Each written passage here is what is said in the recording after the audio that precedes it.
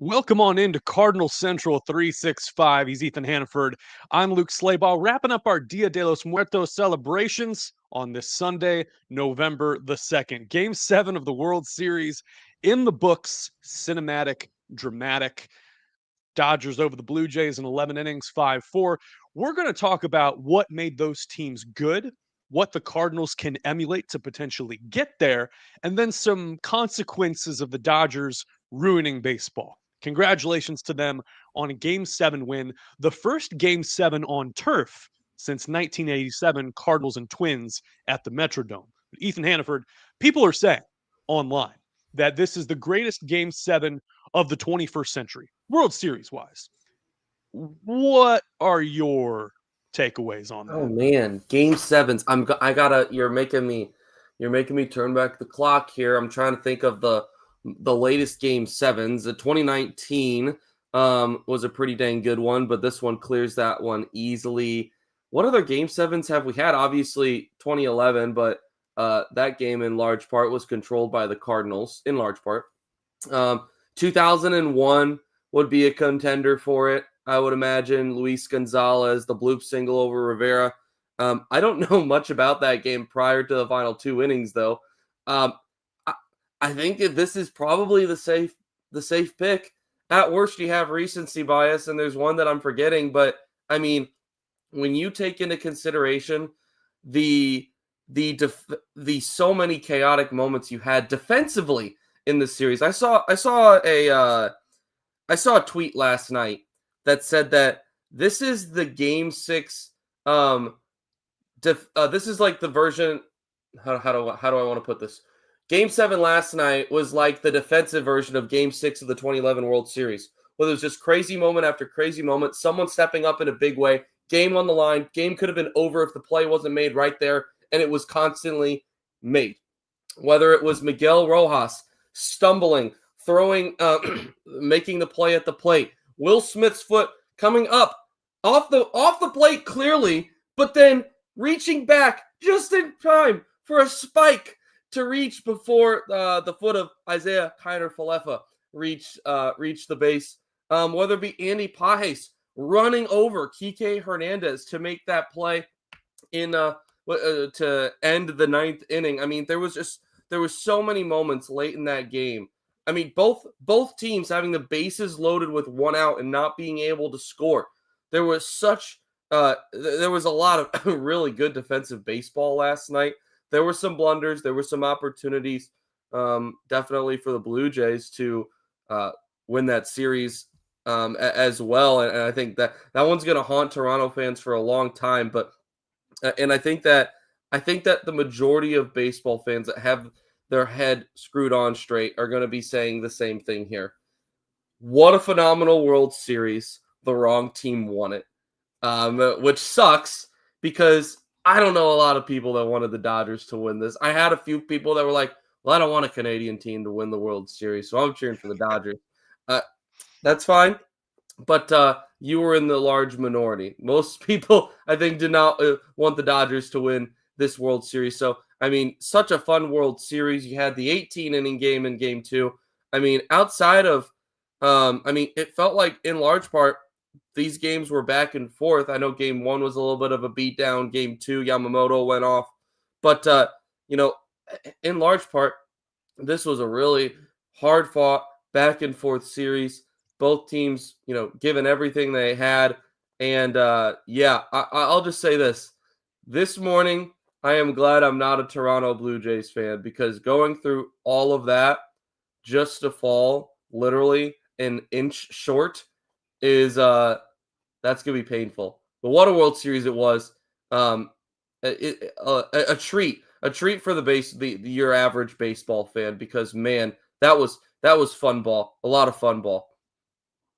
I was transfixed on the fun baseball. Again, like when Bo Bichette hit the home run, I thought, okay, they're in command. They just got to close this one out. Dodgers clawed away. Mason Windu, longtime commentator and fan here on the channel, says it's all about gathering data. Talking about the homegrown players that Toronto has cultivated, whether it was Vlad Guerrero or Bichette, Addison Barger. And the same for the Dodgers too. Like as much as the Dodgers throw money at the wall and they get Yamamoto and Roki Sasaki and Shohei Ohtani, there is evidence of the players that they've developed and traded away, or those who contributed along the ride to get them to where they are today. I mean, it's a very shrewd front office that has all the resources at its disposal. And we'll get to that in the second block in terms of the consequence of throwing a $300 million payroll at the wall. It doesn't always work out.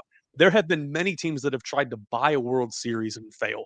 The Mets, first and foremost, the number one payroll in baseball this year. You go back to Sam Zell and the Tribune Company throwing millions of dollars at the Cubs in the late 2000s, '07 and '08, and they couldn't win a game in the playoffs. So it's a high risk, high reward venture. But in your opinion, you mentioned this to me last night because you were passionate about this, Ethan. What are the couple of characteristics from these teams that made them so great and propelled them to a pennant this year? Yeah, there was a couple that really stood out to me. By the way, I love the little spooky border you got going on back here. You were clearly creative this morning. There were a couple of things that stood out to me that the Cardinals lacked, that these two teams specifically, but I mean a lot of teams in the postseason on their trek to getting to the final stage showed that they had. And that first one was power, and the second one was top tier pitching. Yes, the Dodgers are in a league of their own when it comes to, no one else in baseball would be able to match up. And in a game 7, when throwing everything at the wall, seeing what'll stick, being able to throw Shohei Ohtani, Tyler Glasnow, Roki Sasaki, Yoshinobu Yamamoto, and Blake Snell. All 5 of them. Did Sasaki throw last night? Sasaki threw last night. He was right? in the bullpen. I lied. Sasaki didn't throw last night, but he threw all throughout the series out of the bullpen. So, but still, those 4. You had 4 guys that are on massive contracts that are all starting pitchers that all threw last night, and that to me was pretty stunning, right? That in the biggest moment, like willing to do anything, Dave Roberts saying, "Boys, be ready," but also those guys saying, "Hey, if I got to go again, I just threw 95 pitches last night, but if you need me, like I'll be ready to go." Now that's not how it went. Yamamoto said he wasn't sure if he was going to be able to pitch until he got into the bullpen and actually started warming up. But having the luxury, and like I said, it's not realistic for every team to be able to be set up like that, obviously, but to be able to have top level starting pitching that you can rely on in a series like this, it reminded me of how far away the Cardinals are, because they have none of that right now. I mean, they have maybe Sonny Gray that could put up a solid outing if it was at Busch Stadium. If it was at Busch Stadium specifically. But you have Sonny Gray maybe. What else do you have that you feel confident in? There's nothing. And I know the Cardinals weren't set up to be a postseason team this year, a World Series contender, despite maybe some of the mixed messaging that we heard last spring. But the Cardinals are so far away from that, so they have to be able to develop some starting pitching. It's too expensive to go out and get. I mean, the Cardinals aren't going to be able to compete with some of these massive contracts that are being thrown out there right now by some of the top market teams in Major League Baseball. So you're going to have to develop it yourself. And then the power. How many pinnacle moments throughout this World Series, Luke, were created by not stringing together 4 or 5 hits, but by, with one swing, the game changes. Now, not every single moment, but I would argue that at least 50%, it's probably higher than that, were created by the home run ball. We saw it created by Shohei. We saw it created by Will Smith, by Bo Bichette, by Freddie Freeman, by Vlad Guerrero. I mean, like all these star players that are there for their power, they got the job done. And the Cardinals don't have any power whatsoever. Now, you could argue, money helps. Money definitely helps. But it's not as simple as that either. You mentioned the Dodgers' ability to be able to draft and develop. The Blue Jays also have that ability. Both spend as well. You have to be able to do both well in this league most of the time to be a winner. I know there's outliers, for example, the Milwaukee Brewers, but boy, the Dodgers made the Milwaukee Brewers look like little brother in the NLCS. So, it still proves that the Dodgers formula of being able to do both well, utilize the, as Mason Windu comments here, the international market, the free agent market, and to be able to draft and develop consistently well, stands king over any other formula to have success in Major League Baseball. And that was the first question that our own Randy Carricker asked at Chaim Bloom's introductory news conference as he was introduced as president of baseball ops, replacing John Mozeliak, was about going out and getting the big international signings. My Blues post-game co-host Randy Carricker, as you all know him as, and it's very valuable. I see you highlighting these comments now. Trades, of course, very important, and I would agree entirely. So when I approach this, I came from a different angle, and it's that the Dodgers do make splashes in the international market. They do have that power in pitching, as you mentioned. And to your point about the Cardinals not having that bopper in the lineup, about them, putting out a lineup that sometimes feels replacement level. The talent has not ascended to the moment where they seem like they are October caliber players or everyday players that you would put out in a postseason lineup. I think that's fair. I think that's a fair evaluation with a couple trifling exceptions. Some guys that will get there one day. Mason Wynn is a great example. Alec Burleson, Ivan Herrera when they find a spot for him. Those are guys who could be complementary and perhaps everyday players on a contending Cardinals team just from what they've shown at the plate so far. Complementary, yes. That's the you use the right word because that's what they are.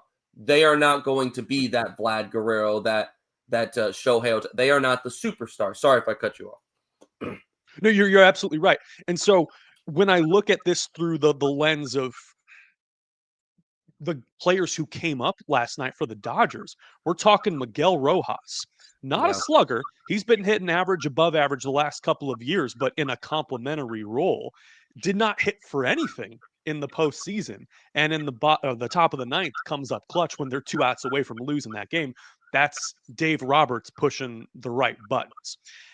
Andy Pages filling in for Tommy Edman there in the bottom of the ninth, bases loaded, 2 outs, and hip checks Kike Hernandez into the wall to make a game-saving catch. Hernandez is not catching that ball. Like Willie May style, he's running back, but he's off. Like you need a drop step at an angle to make a clean catch. And Pages is like a head taller than him, basically checked his own teammate. Like, what's his face from Bench Warmers? You remember, the IM12 guy. IM12. Yeah. Yeah. No, it's exactly that. It was exactly that play. So these are guys that they're not everyday players, but they're pieces. And when I see like Victor Scott being projected as like the everyday center fielder, no, like Victor Scott makes that play in the bottom of the ninth. But I don't know if I trust him to have 4 at-bats every day in the regular season. Pop isn't there. It's just, it's a question mark right now. So that's how I feel about the complementary pieces. The other thing that I would say, and I alluded to this earlier, it's Dave Roberts pushing the right button. Get this. Every winning manager this decade in the World Series has had at least 5 full seasons behind the bench as a major league manager. Not always with the same team, but you look at Dave Roberts now 3 times this decade, Bruce Bochy, and in 2022, Dusty Baker. For the longest time, Dusty Baker was like the birth control if you were trying to win the World Series. He failed so many times with the Giants, with the Reds, with the team in Chicago. And that has proven the point. The stability behind the bench. Ollie Marmol going into his 5th season as Cardinals manager. He might have been over his skis when he joined in 2022, ascended to that major league manager role from bench coach. There's a time of transition for the roster, little did we know. And when it comes to postseason baseball, I start to look around the league and the last 2 managerial hires. Tony Vitello, friend of the program, former Tennessee Vols coach and DeSmet and Mizzou player and coach there for the Tigers. And Blake Butera, who's just a couple of years older than me, now the Nationals manager with no major league experience. you get this sentiment across baseball that you can just put NPCs filling out the lineup card and making in-game decisions. You cannot. This is something that is earned over time. No manager is ever great his first go round in the postseason. Even Mike Matheny, like getting as far as he did there in 2020, or excuse me, 2012.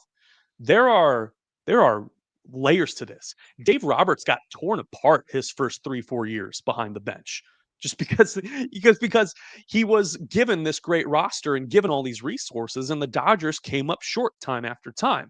Took a pandemic and truncated postseason Kershaw for them to finally win.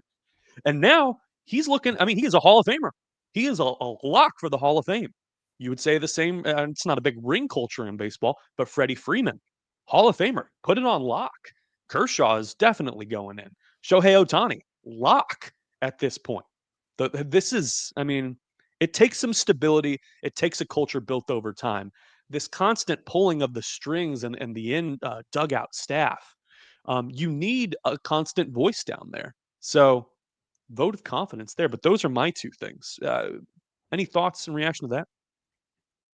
Yeah, first off, this is a stupid comment from McGill saying maybe Marmol will eventually become like Roberts going He's with not his wrong. gut.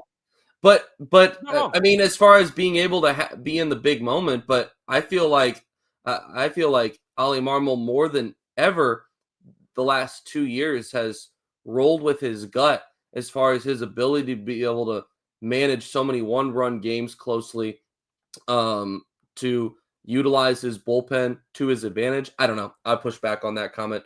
To me, it insinuates that Ali Marmol is going by the book, afraid to make the gutsy move, and I haven't seen that be the case. I would argue that's what Marmol has grown in these last couple of years. Now, it hasn't been on the massive stage that Dave Roberts has had to do so, but he hasn't had the opportunity to do so either. So anyway, I digress from that. Yeah, no, I agree with everything that you said. What I will add is that it helps. It certainly helps when you have as deep of a lineup as the Dodgers do. Because what I think I learned about the Dodgers, two of these games went. I mean, let's see, the one went 18 in Game 3, and the Game 7 went to 11. And what I found is that the Dodgers were set up so much better in both of those games. It felt like the Blue Jays, the deeper it got, were just kind of hanging on, hoping that they would be able to close it quickly. We saw, Isaiah Kiner-Falefa go into pinch run for Bo Bichette. You saw multiple big names come out of the game in Game 3. Now, that was for both teams, but much more so, it affected the Blue Jays. John Schneider was way more active in his pinch running, in his trying to create ways for them to get that one run across that they needed. And I didn't think it was bad managing. Unfortunately, it turned out the way it did because when the Blue Jays had opportunities, they weren't able to capitalize. And because they weren't able to capitalize in some of those big moments, it put them in a spot all of a sudden where you're looking through the Blue Jays lineup and you're saying, okay, you get, one out of every 3 innings, you feel like you got a legitimate shot at scoring some runs.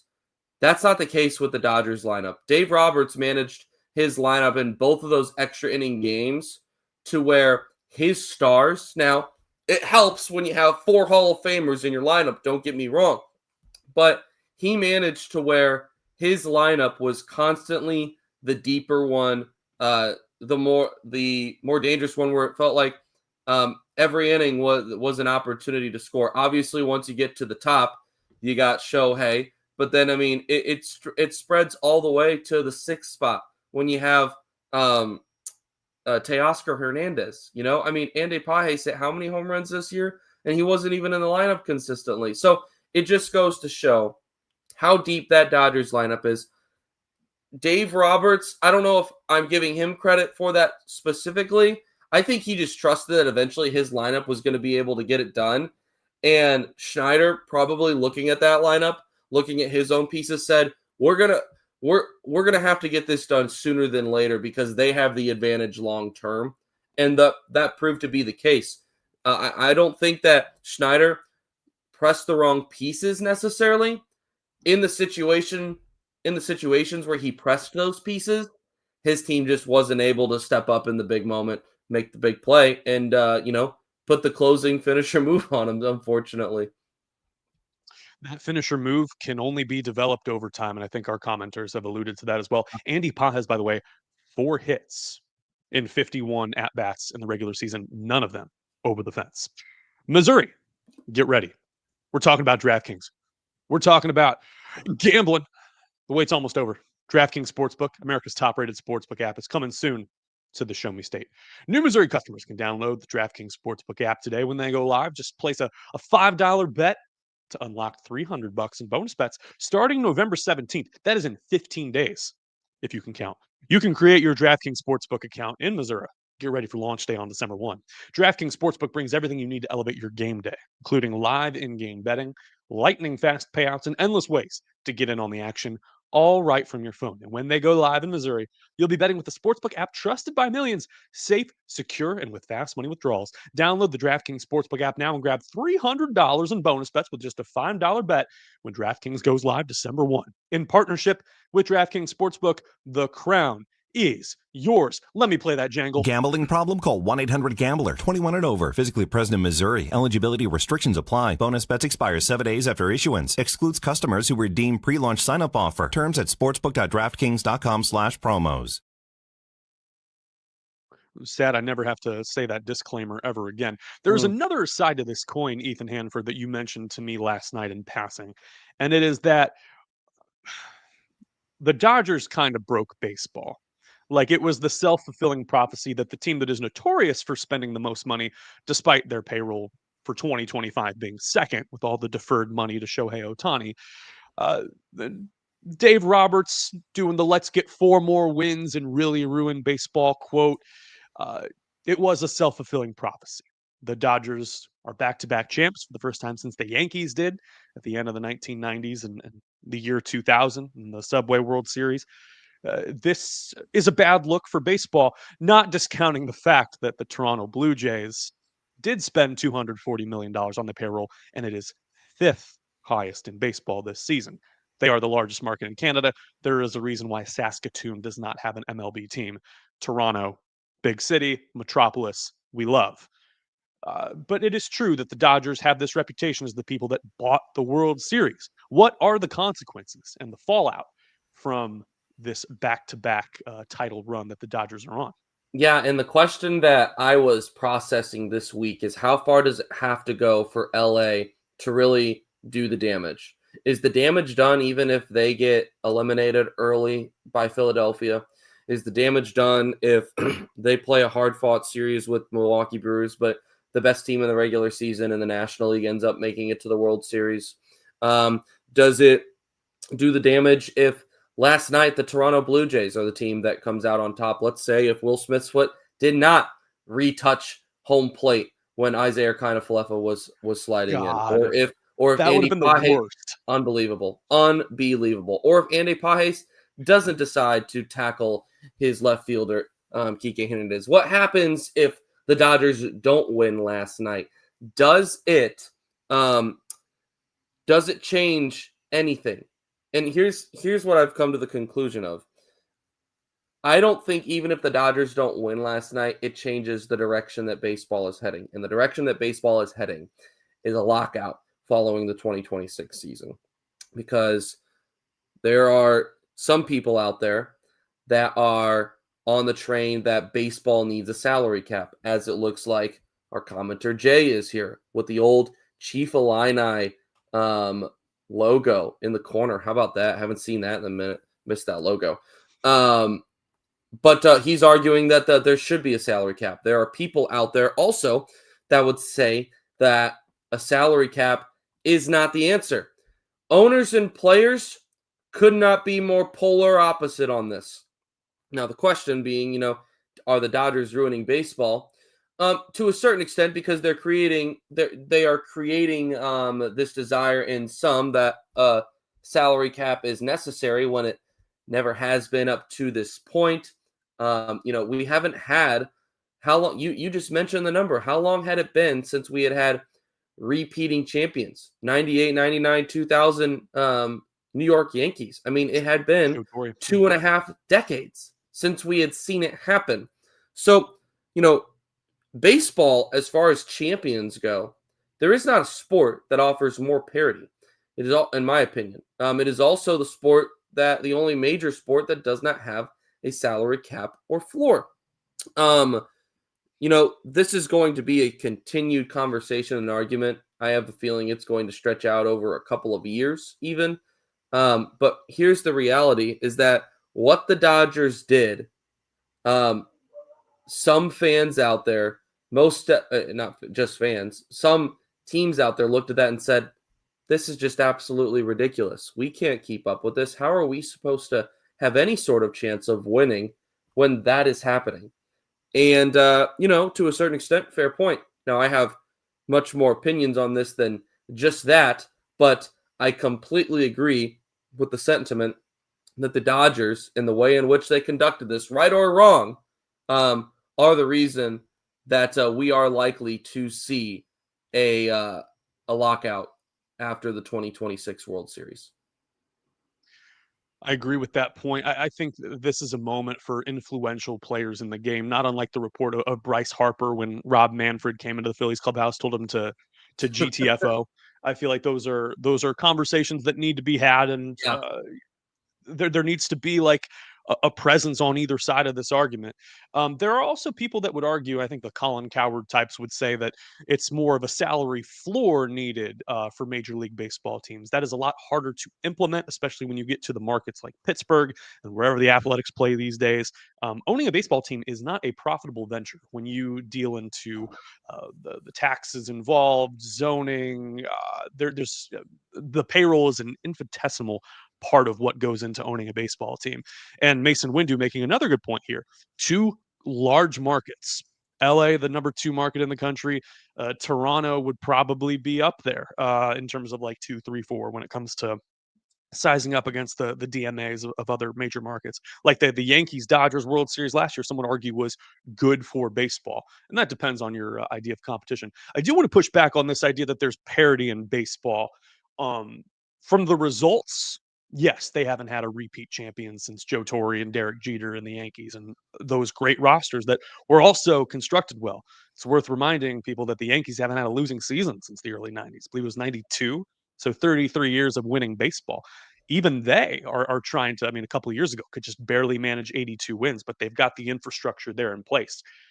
These days, I'm looking towards not only the NBA, but the NFL as well in terms of the product is so much cleaner, I would say. And since 2019, there hasn't been a repeat champion in the National Basketball Association when the Raptors, the Toronto team, knocked off Golden State. And that at the time was considered very good for basketball and its international presence. In terms of football, I go back to the Obama tenure, 8 years in a row, where there was not a repeat Super Bowl champion, and the product in the NFL has skyrocketed. I believe that baseball is on the precipice of challenging in TV ratings. Like it's been more event focused. You've seen these specialty games and events and the World Baseball Classic actually trending in popularity. There is a sense that baseball is getting a lot of swagger in the last couple of years. And this is an issue that needs to be addressed. The Cardinals, right now, their role in this 19th highest payroll in baseball. And you can win games with that. Like you can totally win games. Can you compete with the haves, the people who vacation out there in the Hamptons? I don't know. Maybe an extra 10, 20 million a year on the payroll, probably. There's so much more that goes behind the scenes to making this happen. What I would turn my attention to, since and I know you wanted to talk about this, we'll have a couple minutes to do this, is baseball is barreling towards the end of a CBA. And if there's one thing I know about Tony Clark and the Players Association, Tony Clark, I loved his talent when he was with the Tigers. He is even better at complaining about stuff. And I feel like this is going to be the argument that really could lead to a lockout. People have almost seen it as a foregone conclusion that there might not be baseball beyond next season. And so when I look at the Cardinals' role in this, I'm not looking for a major swing in this offseason. I'm looking to see what are some reclamation candidates they could get. How do they make their team competitive? How do they not concede this season without jeopardizing the future? And that's where I wanted to take this conversation for the final couple of minutes. However, I know that you would like to comment on the salary cap issue as well. I mean, there's going to be plenty of time to discuss the salary cap, whether there is a need for a cap and a floor or not, whether there's a need for one or the other, whether it's rather just regulations that are needed maybe on some of these, some of this deferred money. Jay commenting here saying there's no parity in the MLB. Same teams are in it at the end every year. That's why I said specifically when you look at your world champion year by year, baseball quite literally has more parity than every other sport. Now, baseball is the longest season also of any of the major sports.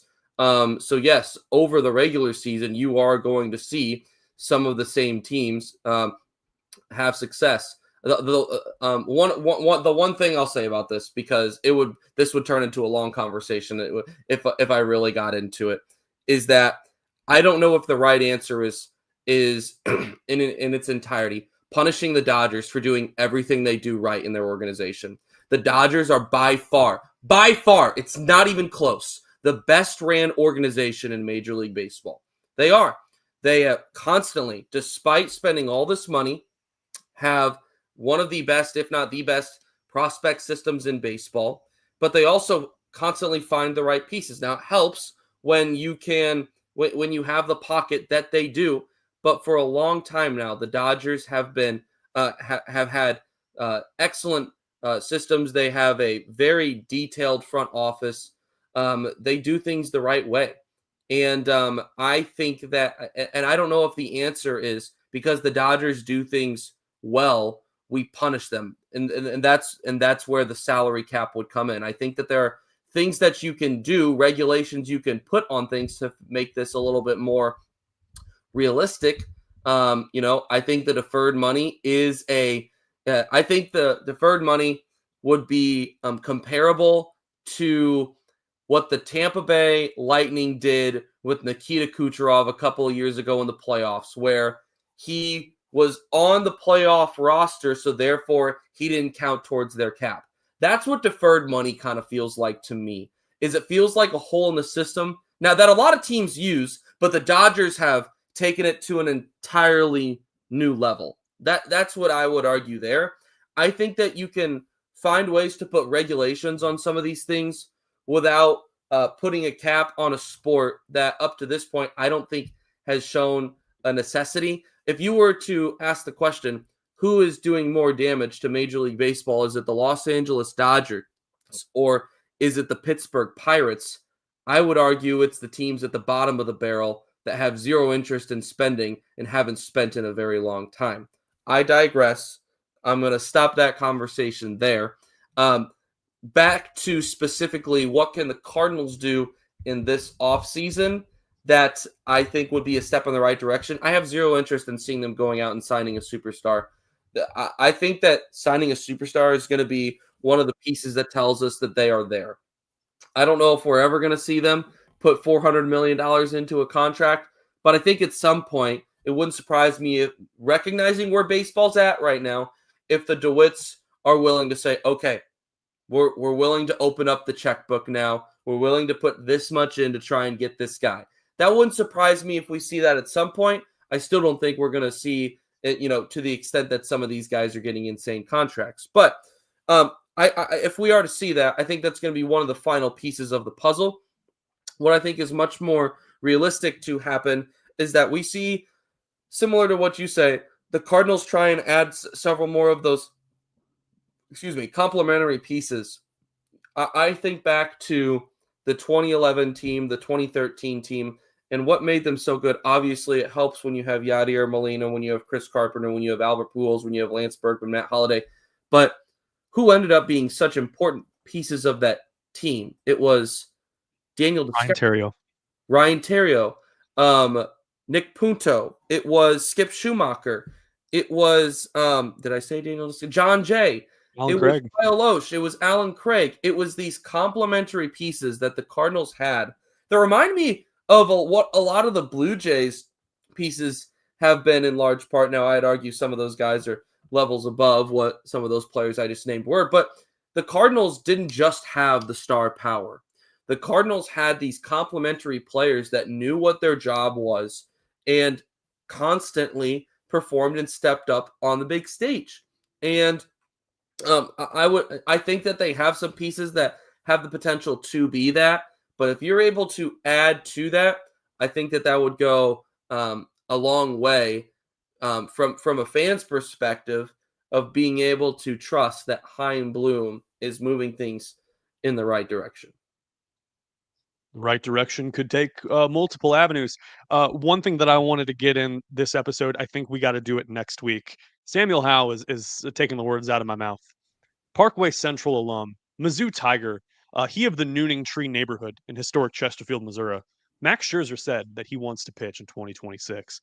Be 42 years old. Bring him home. This is one of the things that I regret that I think the Cardinals missed out on. And I mean, a Max Scherzer move is 10 years too late here. Mark Burley never pitched for his hometown team, and I like Mark Burley. He was a gamer. He was a guy. He had the grit. He could have been a Cardinal. He would have fit right in. Mark Burley and Dave Duncan, that would have been sick. But I think that you're going to look for those 1 to 2 year deals this offseason, and we'll get to that at another time. I know your Vikings kick off in a little over 15 minutes. I'm supposed to meet up with someone who's a Lions fan. Oh gosh. I don't know what that's like. But it seems like those teams are going, and we You know, coordinated colors today. it's painful. It's painful. I mean, I don't know if there is a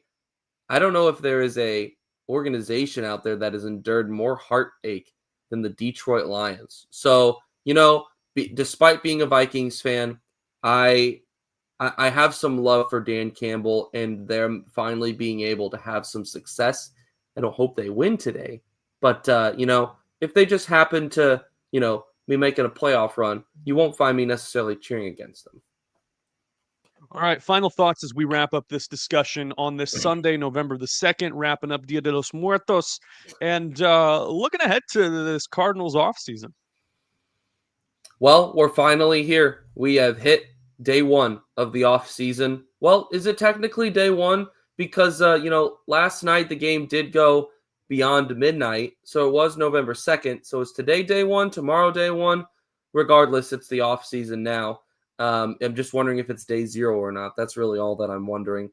It doesn't matter because we've hit it. So it won't be long before you start seeing some of these moves made, and or at least not necessarily the moves, but some of the talk's going to start floating eventually, and I look forward to that.